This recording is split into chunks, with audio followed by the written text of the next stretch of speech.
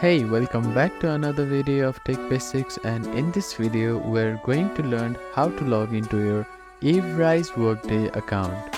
First of all, open up any browser. I'm using Google Chrome here. Now at the search bar type in Everise Workday and then click on enter. Now find this link which is of myworkdayjobs.com and click on it.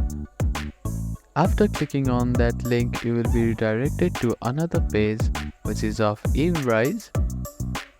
Now at the top right corner, you will find sign in option. Click on it.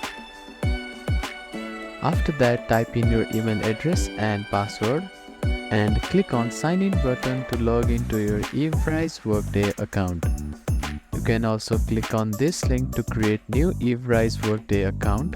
Or if you have forgotten your password, click on this link and follow the instruction to get a new password. Thank you for watching this video. I hope you enjoyed it. Please do not forget to give it a thumbs up and subscribe to our channel and comment down if you have any queries.